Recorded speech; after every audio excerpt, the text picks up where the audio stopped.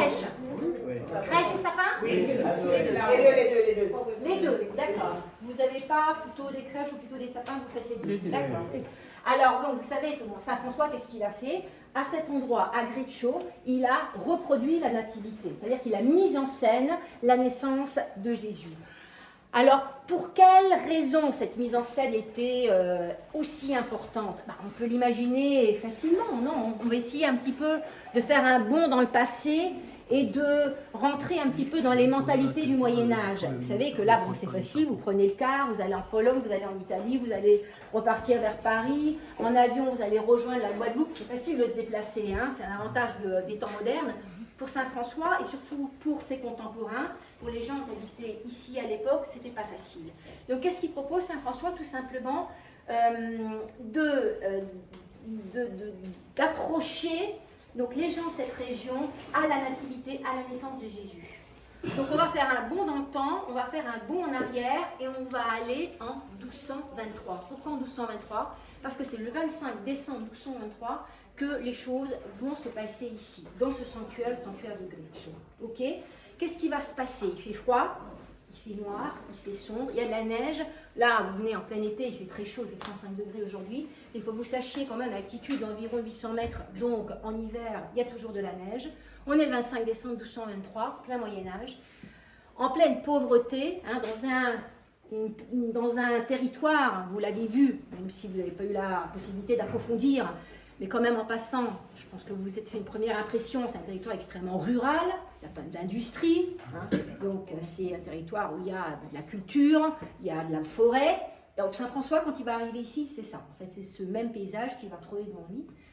Et donc il va rencontrer, par hasard, disons parfois, vous savez, le hasard fait bien les choses, le seigneur du village de Greccio, parce que Greccio, c'est le nom du sanctuaire où nous nous trouvons actuellement, mais Greccio, c'est le nom aussi du village. Moi, je ne vous ai pas fait installer sur la terrasse, sinon on allait se frire, d'accord? Mais si vous, en sortant, vous jetez un petit coup d'œil, on voit même par la porte, en face de vous, Greccio, c'est aussi le nom du village, qui est jumelé d'ailleurs avec Bethléem, ce n'est pas pour rien.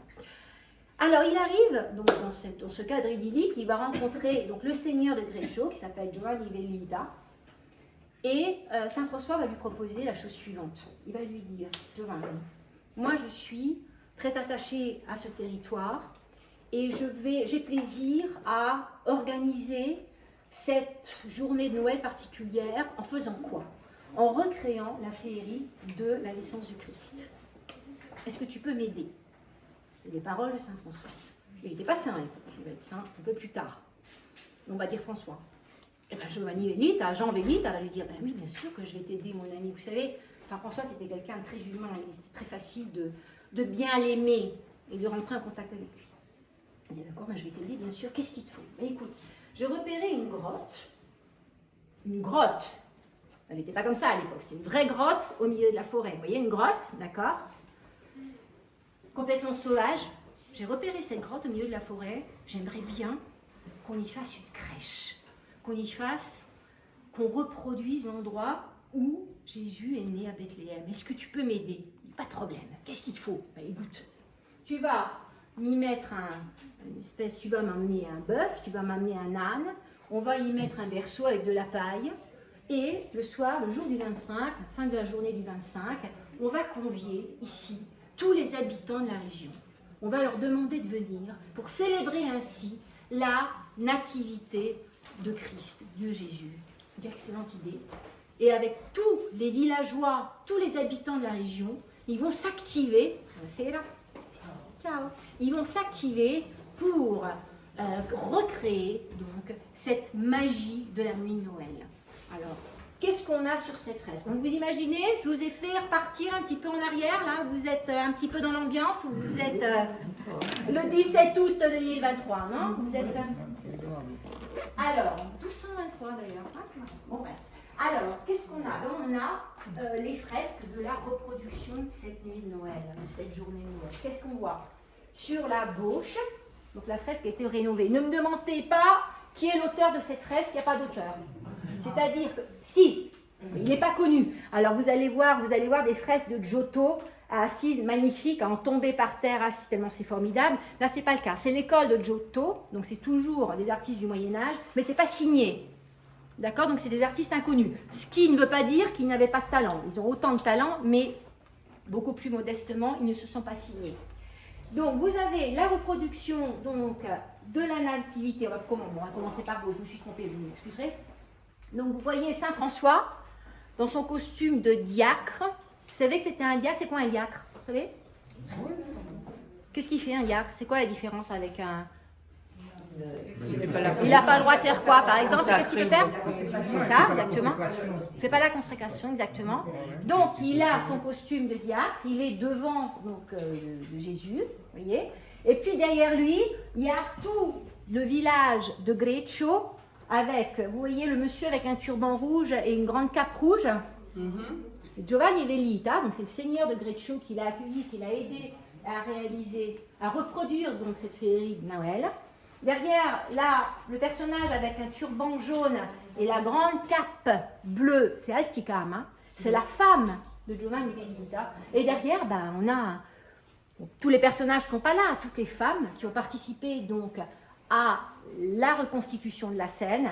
Elles ont elles-mêmes fait de leurs propres mains l'enfant, le bébé de paille qui est placé dans le berceau, qui reproduit donc l'enfant Jésus. Et on a donc Saint François qui, le jour donc, du 25 décembre 1223, monte avec ses compagnons, accompagné donc par ses fidèles compagnons. Il monte ici dans cette cave et va bénir donc cet enfant son enfant de paille qui est dans ce berceau. Et qu'est-ce qu'on a de l'autre côté? Ben, on a la vraie nativité à Bethléem. Donc on a le berceau, on a l'enfant, qui est donc allaité par la Vierge Marie, on a Saint Joseph et on a donc la nativité à Bethléem qui est mise donc donc voilà, c'est ce qui se passe. C'est pour ça que vous êtes à Greccio, parce que c'est un passage important de l'histoire de Saint François, de son passage dans cette région. Alors, vous allez me demander, vous pourriez me poser la question suivante, pourquoi François passe dans cette région? Il est né à Assise, il va aller à Rome. Ben, vous le savez, la réponse, vous la savez, parce que vous faites le même parcours que lui, dans le sens contraire. C'est-à-dire que lui, il est parti d'Assise, c'est pas très loin, vous êtes à 1h15 d'Assise. Il était à pied ou en âne, donc il a mis quand même un peu plus longtemps. Et il allait à Rome.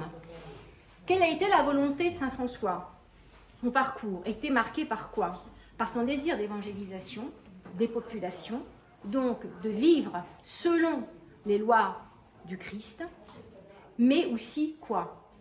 Saint François, c'est quand même hein? Sur la pauvreté. La pauvreté, oui. En suivant donc l'évangile, hein, c'est un évangélisateur, Saint François avant tout. Et surtout, qu'est-ce qu'il voulait? Il voulait faire reconnaître son ordre. C'était un innovateur, Saint François. L'ordre de Saint François n'existait pas avant lui, c'est clair ça?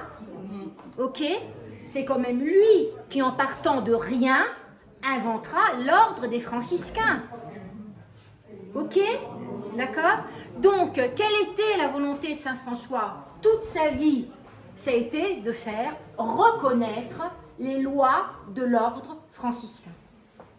Et pour faire ça, qu'est-ce qu'il faut? Il faut rester assis en attendant que les choses se produisent? Non. Qu'est-ce qu'il fait? Il part d'Assise pour aller à Rome, où il doit rencontrer le pape, notamment Boniface III. Et tout simplement, en partant d'Assise pour aller à Rome, sur son chemin, qu'est-ce qu'il trouve? Cette région, la Sabina. D'accord? Cette région de collines, de bois, de troupeaux, de moutons surtout, de paysans qui va l'accueillir à bras ouverts et où il va s'attarder. Alors vous avez l'occasion en cette journée d'aujourd'hui du 6 août de visiter un seul sanctuaire, mais sachez que dans cette région, il y a en tout 4 sanctuaires franciscains. Par ordre d'importance, Greccio.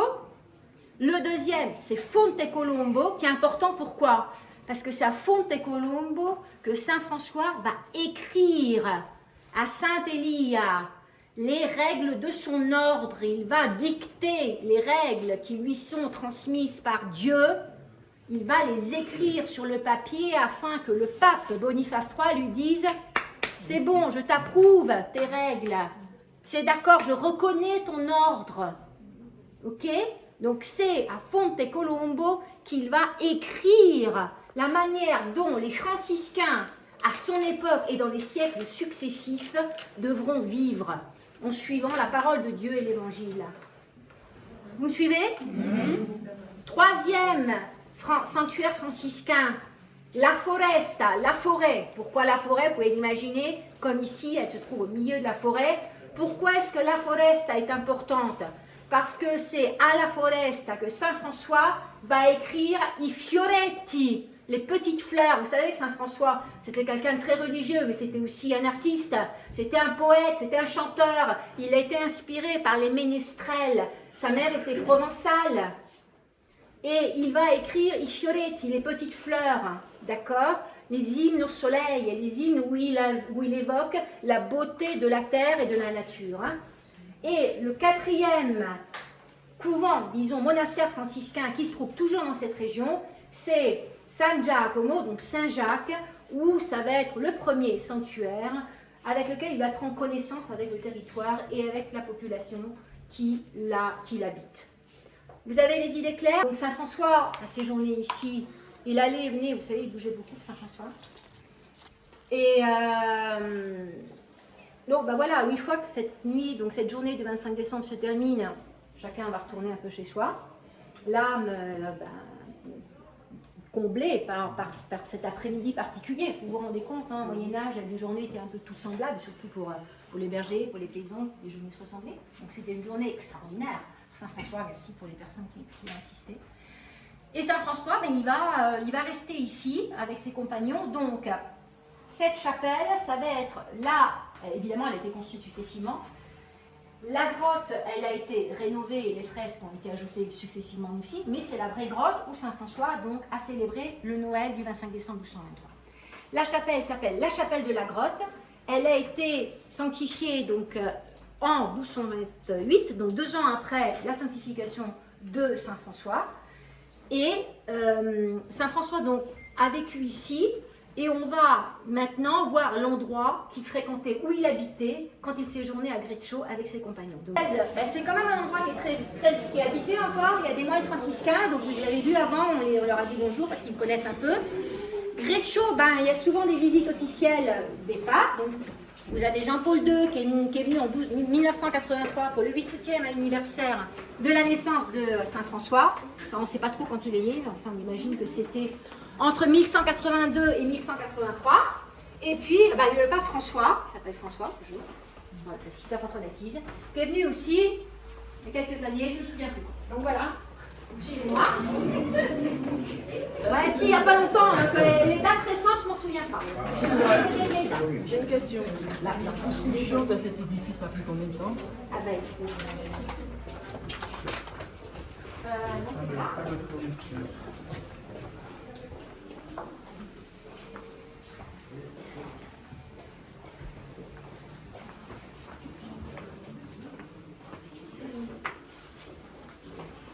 Alors, il y a une dame qui m'a demandé combien de temps a mis cet édifice à être construit. Alors, en fait, le centre, disons le début, la naissance du sanctuaire, donc du monastère, c'est autour de la grotte, bien sûr. Donc, on est en 1223. D'accord? Et de 1223 à maintenant, ça en a été... Oui, ça ne s'est jamais vraiment arrêté, en fait. Donc vous allez voir, donc là vous allez, ça c'est donc l'endroit où Saint François dormait avec ses compagnons, et là c'est donc le réfectoire, donc c'est là où il se réchauffait et puis il a cuisiné aussi toujours avec ses compagnons. Donc je vais vous inviter à vous me rappelez de fermer après. Alors à aller donc au fond donc de ce corridor. Corridor. Je fais des mélanges italien-français. On a compris. Vous me corrigez. Alors, et au fond donc de ce couloir, je fais un mélange entre couloir et corridor. Oui, c'est beau.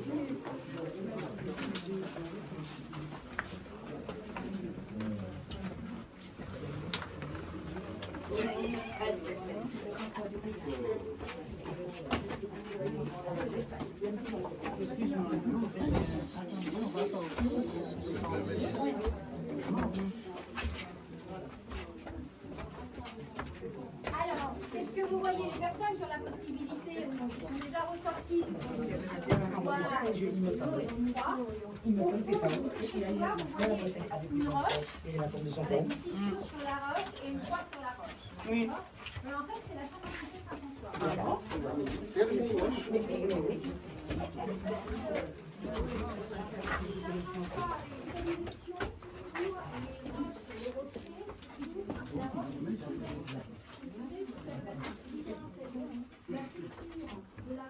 y aura plus de dispositions. Première chose, au moment de cette discussion, il y a eu également un tremblement de terre. Très important. Il y a un grand tremblement de terre. Donc, les rochers sont couverts. Donc, les fissures dans les rochers, 5%, ça représente une chose.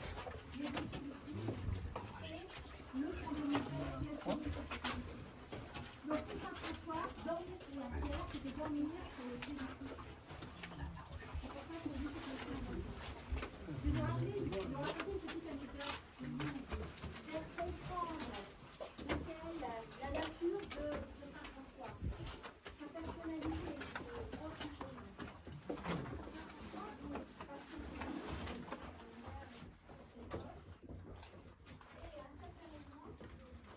Il a-t-il dormi?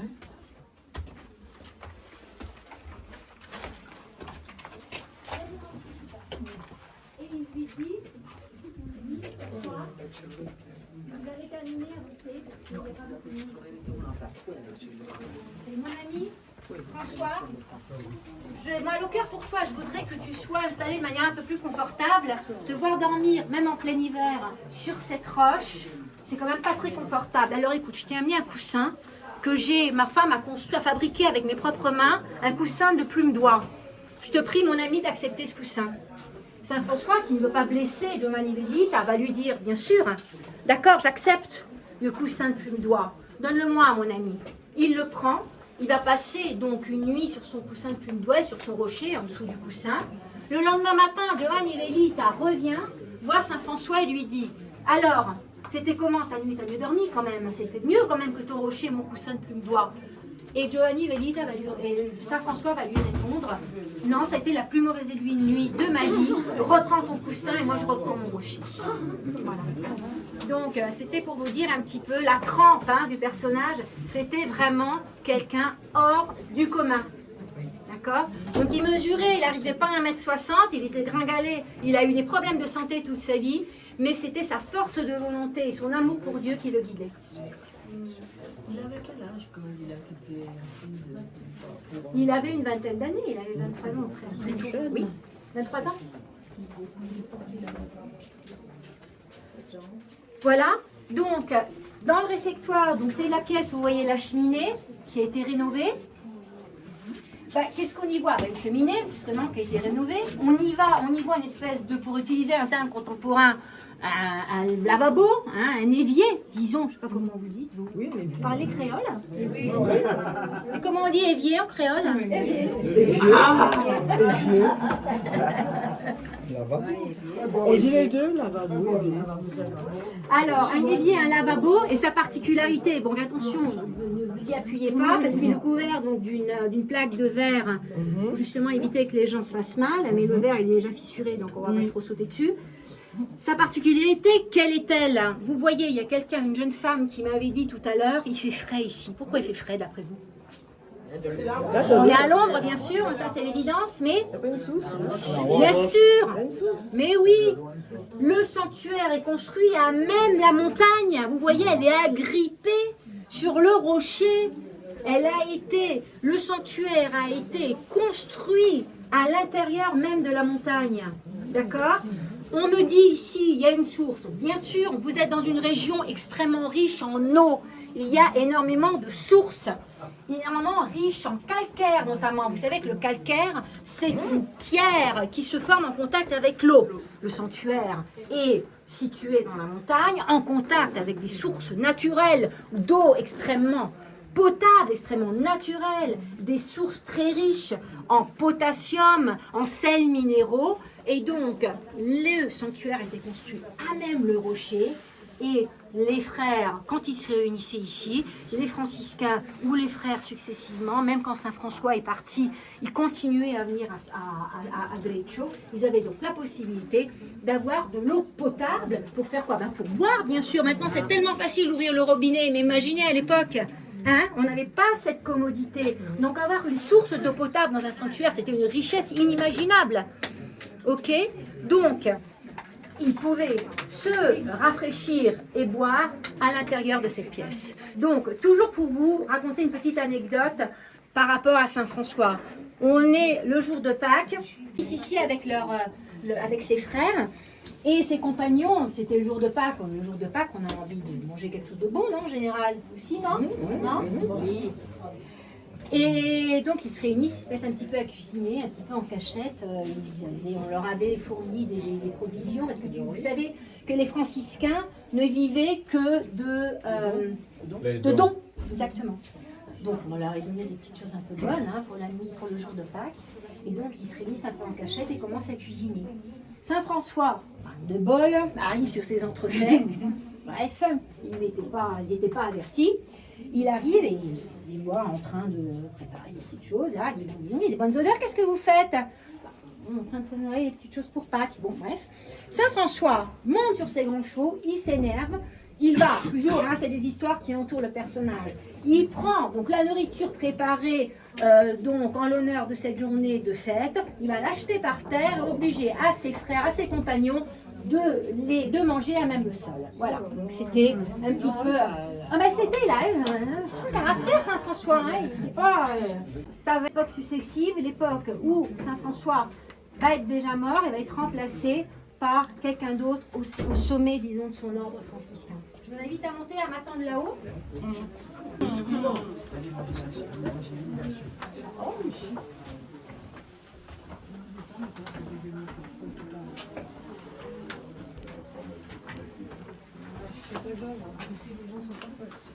Mais oui, parce qu'il n'était pas grand. Donc c'est ça.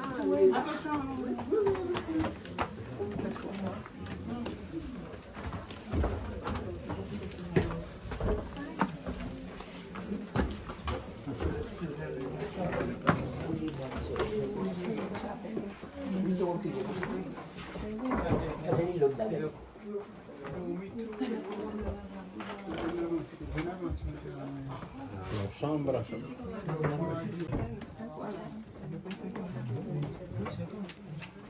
Alors là, on va faire pareil.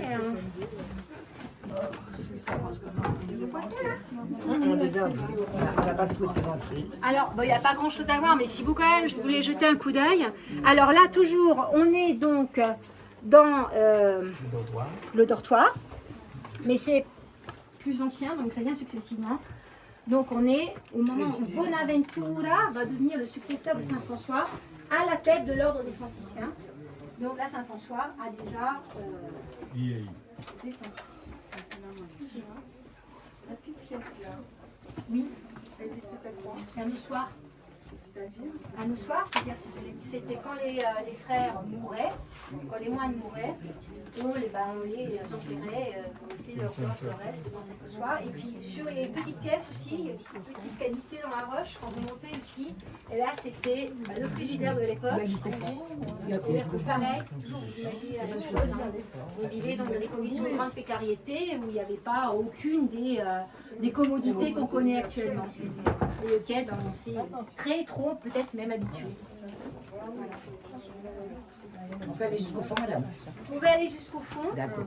Alors, en ce qui concerne donc, la structure de ce bâtiment, bon, vous voyez que c'est des choses donc, de très rustiques, c'est une construction très rustique. C'est du merisier, c'est du cerisier sauvage. Là, pareil, c'est de la structure qui a été faite par des artisans locaux. Donc, c'est des choses qui sont très rustique, je répète. C'est vrai que c'est toujours un petit peu compliqué pour moi parce que les groupes que j'accompagne viennent, la plupart du temps comme vous, ou de Rome ou d'Assise. Donc ils reviennent d'endroits qui sont tapissés d'or, de sculptures, d'argent, de marbre. Vous avez été à Saint-Pierre, à l'intérieur? Voilà. Mais je vous rappelle qu'à Saint-Damien, Saint François avait été, entendez voix, vous vous rappelez Saint Damien, vous vous souvenez de ce passage en fait, il habitait encore à Assise, et il va à San Damiano en italien, et là, la croix va lui parler, Dieu va lui parler, va lui dire, mon fils, je compte sur toi pour restaurer mon église. Et qu'est-ce qu'il entendait dire? C'était restaurer physiquement l'église ou restaurer l'institution église? D'après vous? L'institution. Pourquoi? Qu'est-ce qui se passait à l'époque déjà? Ben, bien sûr, l'église était corrompue déjà. Hein? Donc la voix de Dieu lui parvient pour lui dire de restaurer l'institution de l'église catholique. Pour quelle raison? Tout simplement parce que l'église s'éloignait toujours des pas et du message initial de Jésus et de l'évangélisation. D'accord? Ok? Donc, moi je dis toujours que les gens qui viennent à Greccio sont beaucoup plus proches de la volonté de Saint François que lorsqu'ils vont à Assise. Vous allez voir, hein, le sanctuaire de Saint François, c'est incroyable, c'est magnifique, hein, c'est vraiment magnifique. Mais lui, qu'est-ce qu'il voulait, Saint François? Il voulait vivre en fait dans la pauvreté, dans la simplicité. Vous savez que son premier contact aussi, un moment où il décide de changer totalement de vie, donc de se déshabiller, il va se dévêtir, se mettre à nu devant l'évêque d'Assise. C'est quoi le message? Moi, vos chasubles, votre richesse, je n'en veux pas. Je veux vivre nu, je veux vivre pauvre. La première main qui va tendre, c'est à qui? Aux lépreux. D'accord? Il va aller soigner les lépreux physiquement, il va aller les aider avec les dangers de contamination qu'il pouvait y avoir à l'époque. D'accord? Donc, ces sanctuaires qui sont très saints, qui sont extrêmement modestes, en fait, ne sont rien d'autre que l'image du message que Saint François voulait transmettre. D'après moi, après, vous pouvez l'analyser comme vous voulez, mais pour moi, c'est cette simplicité franciscaine qui est reflétée à l'intérieur d'un lieu comme Greccio. Vous savez aussi, un autre message important de Saint François, c'était quand même un grand précurseur. Le saint des animaux de la nature, c'est qui? C'est Saint François, d'accord? Il a été un des premiers à envoyer un message d'amour envers les animaux qu'il considérait comme ses frères, envers la nature. Donc aussi, cette proximité de sanctuaire dans ce sanctuaire de verdure en fait. Greccio, c'est beau aussi, pourquoi? Parce que au milieu de la forêt, c'est incroyable. Le sanctuaire qui ne fait qu'un avec la roche. C'est ça. Hein? Donc c'est aussi ce message de proximité avec ce que Saint François aimait de plus. Pour lui, c'était pareil. Les hommes, les animaux, il n'y a pas de différence. Hein? Donc c'était quand même quelque chose un grand précurseur. Donc vous avez vu, donc là on est, vous voyez, c'est grand luxe hein, par rapport à ce qu'on a vu en bas. Donc c'est déjà des petites cellules qui étaient partagées. Donc, il n'y a jamais eu beaucoup de moines, hein, il n'y a jamais eu de grands rassemblements, parce que c'est des petits événements. C'est pas combien ou pas? Quand ils sont arrivés, c'était...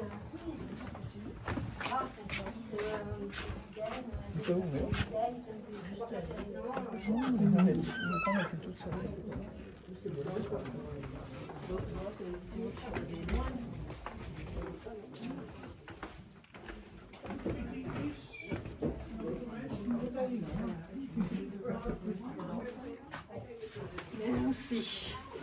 Je sais pas, on y a ça, on le met tout seul. Vous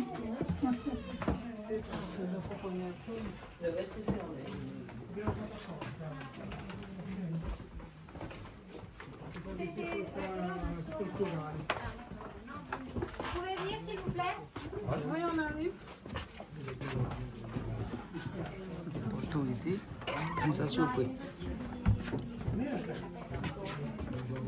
So che qui teniamo appunto perché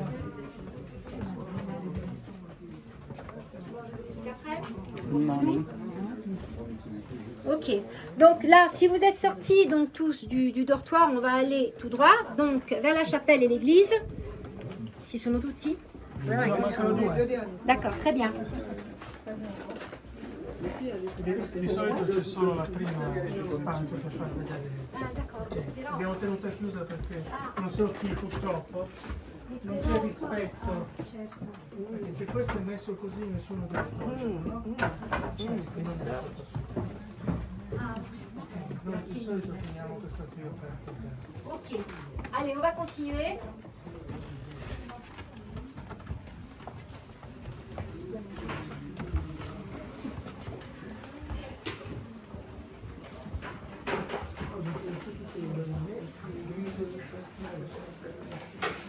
Alors, quand vous continuez donc.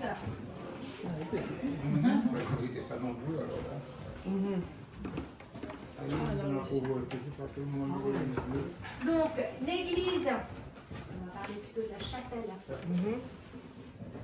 qui est un petit peu donc, dans la suite du dortoir. Vous avez quoi? Alors, vous avez le chœur. Regardez donc le vieux livre de chant en parchemin, avec la lampe. Là aussi, c'est tout petit. Et après, donc le chœur, vous avez l'église en quoi? En soi avec la chapelle. Donc jetez un petit coup d'œil, vous pouvez ressortir. Alors, regardez, ce que vous avez dans cette chapelle. Le plafond, d'accord, avec l'agneau de Dieu. Qu'est-ce qui représente l'agneau de Dieu? Pourquoi il est là? Non? Il y a un mouton. Oui, ben c'est l'agneau. Dieu. Et pourquoi l'agneau de Dieu nous rappelle Jésus? Parce que c'est qui s'est sacrifié pour nous. Bien sûr, c'est lui, c'est l'agneau, bien sûr, c'est l'agneau du sacrifice, et ça, son sacrifice pardonne nos péchés, d'accord? Alors, vous voyez cette petite chapelle, cette petite église, donc la chapelle, l'église est de 1228. Alors, vous voyez le plafond, qui est d'une simplicité, je dirais, charmante presque, mais donc elle est recouverte de chaux. Alors la chaux, pour quelle raison? On l'utilise encore maintenant, je ne sais pas si on l'utilise en Guadeloupe. La chaux, tout simplement, parce que je vous le rappelle, on a un territoire riche en eau, et donc la chaux, en fait, élimine l'humidité et les traces d'humidité qui sont... Vous trouverez énormément dans les constructions, même à l'intérieur, là, il y avait de la chaux, en fait, dans les... Tout simplement parce que les constructions, ça permet de... Vous avez donc un reste de fresque avec Saint-François, qui est pardonné pour ses péchés. Et puis aussi Saint-Jean de Parme, dans la grande fresque un petit peu sombre, que vous avez sur votre droite.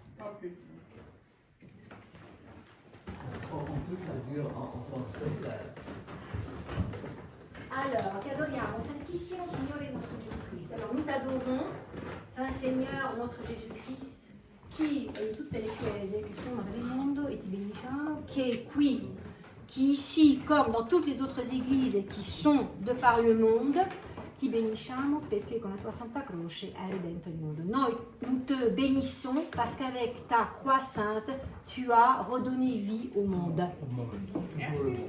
Merci.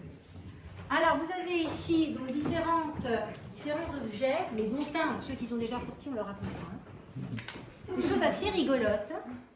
Personne n'est... Oui, attention, pas grande fois. Alors, vous voyez, ce qu'il y a de rigolo, il ne faut pas le toucher, mais regardez. Alors, vous voyez la structure de l'église, en fait, il y a deux chœurs dans cette église. Oui. Ok? Donc, il y a le chœur, alors, et puis il y a, vous savez comment ça s'appelle cette paroi en bois? L'iconostasie pour les églises orthodoxes ou le jubé par contre pour les églises catholiques. C'est-à-dire que c'est une paroi ou en bois ou en pierre qui sépare donc le public du personnel ecclésiastique, donc du personnel religieux. Donc, le public était Exactement, la porte d'entrée c'est de l'autre côté. Et donc ça c'était réservé aux curés et aux moines. C'est comme chez les carmélites maintenant. Oui, c'est ça. Alors, donc, pour les orthodoxes, ça s'appelle comment? Iconostasie. Si vous allez en Roumanie ou si vous allez en Russie, vous avez l'iconostasie, c'est le mur des images en fait. Parce que les orthodoxes vénèrent l'image des saints et donc une vénération pour les images. Et donc c'est un mur où on permet d'appliquer, de mettre des images de leur représentation. Mais dans la tradition chrétienne, en fait c'est un jubé. On trouve ça très souvent dans les églises, même en France, il y a des différents lieux comme ça qui sont réservés. Et là vous voyez sur cette barre, à quoi elles servaient ces barres? Une potos? Non, c'est pas une poteau. Non, c'est pas pour les gens. Oui, c'est ça. Oui, c'est une potence. On y pendait quoi? Des lampes, hein, pas d'électricité. On n'y voyait rien à l'époque. Et puis, les moines qui se réunissaient ici, et ils connaissaient pas par cœur, parce que déjà à l'époque, ils apprenaient pas leurs trucs par cœur. Et donc, ils mettaient leurs anti-sèches, les anti-sèches, là, vous voyez, ils ont écrit les notes. Donc, regardez. Ah bon? Ouais. Ah d'accord, ok. On est devant le tableau donc, qui représente Saint François. Alors, ce n'est pas un tableau original, c'est une reproduction. Mais ce qui est d'original, c'est la personne qui l'a commissionné. C'est-à-dire qu'elle a été commissionnée par une personne dont vous entendrez peut-être parler de nouveau à Saint-François, à Assise, parce qu'elle est enterrée à côté de Saint-François. C'est Jacopo di Settesoli, appelé aussi frère Jacques, ou sœur Jacques, sœur Jacqueline en français, sœur Jacqueline. Alors cette femme, pour quelle raison elle est importante? Cette femme, elle est importante pour quelle raison? Tout d'abord pour des raisons humaines, c'est-à-dire que c'était une amie de Saint-François, d'accord? Donc c'était, sœur Jacqueline, c'était quelqu'un qui faisait partie de la grande bourgeoisie de Rome, et elle va devenir veuve, à peine mariée, elle va perdre son mari très rapidement, elle a quand même 2 enfants, elle va faire la connaissance de François durant un de ses passages à Rome, et ils vont devenir très amis, et elles vont rester amies et unies toute leur vie. Et donc sœur Jacqueline est veuve, je viens de vous l'expliquer, et Saint François va créer pour lui une chose qui existe encore et qui s'appelle le 3e ordre. Qu'est-ce que c'est le 3e ordre? C'était un ordre laïque que Saint François a créé pour les personnes qui n'étaient pas nécessairement chrétiennes ou ne voulaient pas rentrer, disons, dans un ordre chrétien et se convertir, mais rester laïques, tout simplement parce que, étant donné qu'ils étaient veufs ou divorcés ou pour des raisons privées, il n'y a pas la possibilité de devenir donc moine franciscain. Il a créé donc un ordre laïque qui s'appelle le 3e ordre, qui existe toujours. C'était une bienfaitrice. Oui, exactement. C'était une bienfaitrice. Et ils vont rester tout le temps très liés. Et pour vous raconter toujours une petite anecdote, vous l'avez compris, j'adore les anecdotes. Saint François, donc, à la fin de son parcours, à la fin de sa vie, il semble que ses forces diminuaient. Vous savez qu'il a toujours une santé très fragile. On soupçonne qu'il avait eu des pneumonies, il a des problèmes aussi au niveau de l'estomac. Et il va donc faire retour à Assise pour y terminer sa vie, pour décéder.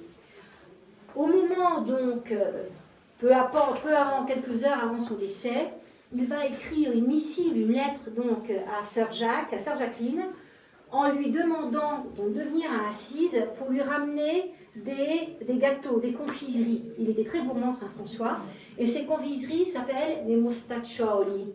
C'est-à-dire, ce sont des gâteaux, ça n'existe pas en France, encore moins, j'imagine, en Guadeloupe. Pour quelle raison? Parce que c'est quelque chose de très local. C'est fait avec du miel, avec du chocolat, avec des noisettes, des amandes, tout ça mélangé. Et il avait pris l'habitude, à chaque fois qu'il rencontrait sœur Jacqueline, elle lui en préparait, et il en était très gourmand. Et donc, il lui écrit une lettre, une missive, en lui disant, écoute, sœur Jacqueline, je sens que mes forces m'échappent, hein, je sens ma fin, ma vie arriver. Est-ce que tu peux venir à Assise et m'amener des mostaccioli? Donc, mais cette lettre ne va jamais lui arriver. Vous savez, c'était pas la poste à l'époque, et pas DHL, n'est-ce pas? Et donc, cette lettre ne va jamais arriver à sœur Jacqueline, mais elle va comme avoir une espèce de vision. Elle va partir, elle, pour Assise, en amenant des mostaccioli, et donc donner ces mostaccioli à Saint François en arrivant à Assise. Et il va donc arriver, il va s'éteindre dans ses bras pratiquement, en ayant quand même eu le plaisir de manger des mostaccioli dans lui. Et on en trouve des moustaches. À Rome, oui, à Assise, vous pouvez chercher. C'est un peu comme les mendiants, non? C'est pas un petit peu... Oui, ouais, c'est un peu ça, c'est-à-dire que c'est quelque chose, c'est des gâteaux extrêmement... avec des noix, des noisettes, des raisins secs, du miel, du chocolat. C'est un peu le genre de gâteau qu'on mange aussi dans certaines régions en sud de la France. Enfin, je sais pas, peut-être en Guadeloupe aussi. C'est des amandes, des noix, de la pistache. Non, c'est pas tout à fait même. Pour moi, ça va pas de pistache. Oui, c'est ça, oui. C'est ça, l'idée, c'est ça. Mais dites-moi, vous dites sœur Jacqueline, elle était pas religieuse? Elle n'était pas religieuse, mais elle s'appelle quand même, elle s'est fait appeler quand même sœur Jacqueline. Ok. Oui. Frata Jacopa en italien. Frate Jacopa. Alors le tableau là, Saint François il n'est pas en train de sécher ses larmes, hein, c'est pas du tout ça. À la fin de sa vie, il souffre, il est aveugle pratiquement à la fin de sa vie. Il a été frappé lors de son voyage en Égypte d'une grave maladie qui existe toujours malheureusement. On estime qu'environ 1,9 million de personnes en Afrique, et notamment des enfants, souffrent d'une maladie terrible qui s'appelle le trachome. Vous connaissez cette maladie qui rend aveugle, c'est-à-dire c'est une maladie qui est transmise par des bactéries elles-mêmes transmises par les déjections des mouches. Dans les pays sous-développés, vous savez, ces enfants, c'est ça, on en voit souvent. Oui, on voit ça. Exactement. C'est plus mortel, terrible. C'est plus mortel parce il suffit des potions ou des crèmes antiseptiques, on en guérit très rapidement. À l'époque, les antiseptiques n'existaient pas, donc on devenait irrémédiablement aveugle. Ça provoque en fait des brûlures et des infections au niveau de la cornée.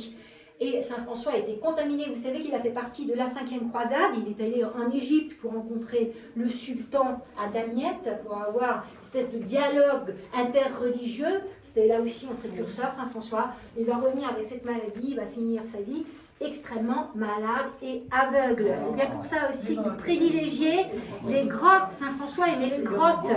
Pour quelle raison? Parce que les grottes, on en a parlé en début de notre visite, ça lui permettait d'être dans la fraîcheur, d'être surtout dans l'obscurité. À la fin de sa vie, il était voilé. Pour quelle raison? Parce qu'il ne supportait plus les lumières du soleil.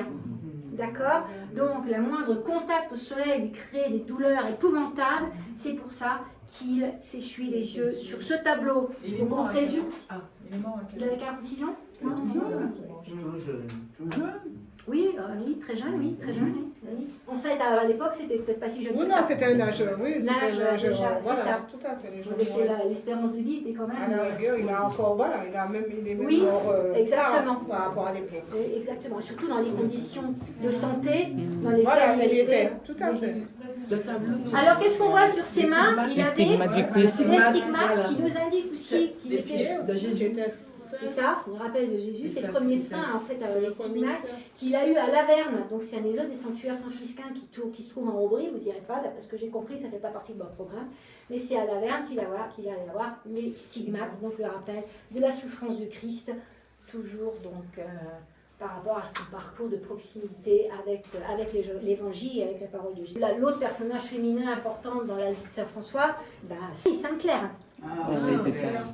Les Clarisses. Et donc, il va créer, en fait, le 3e ordre de Frate Jacopa. Pourquoi? Parce que le premier ordre qu'il va créer, c'est les franciscains, les Clarisses et le 3e ordre laïque. Donc, c'est le 3e ordre pour ça. Parce que franciscains, Clarisses et laïcs. Voilà, d'accord. Et ces ordres existent encore? Ces ordres existent encore, bien sûr. Ces ordres existent encore.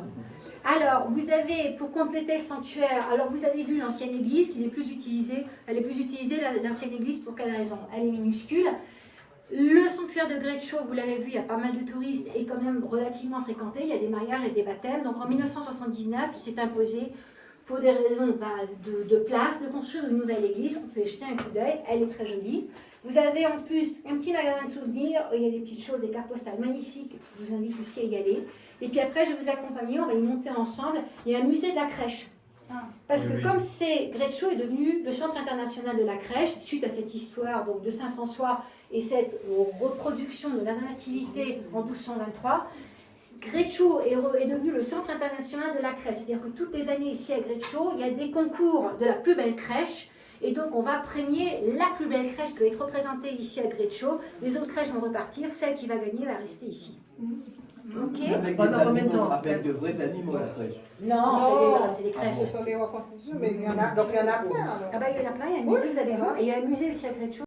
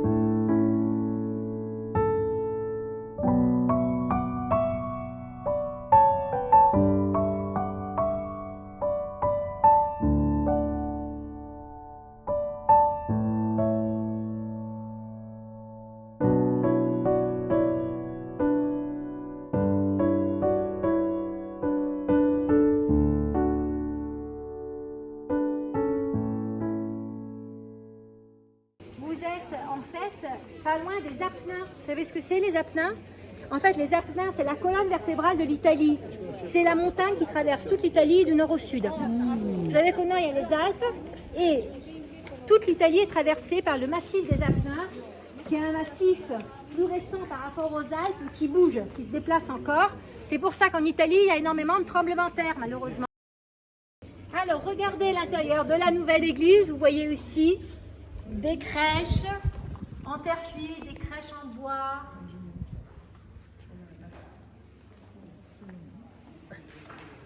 Vous avez aussi une immaculée conception en porcelaine blanche qui est magnifique. Et puis vous avez, regardez sur votre gauche, cette sculpture en bois qui est intéressante. On y voit Saint François qui est en train de soigner des lépreux.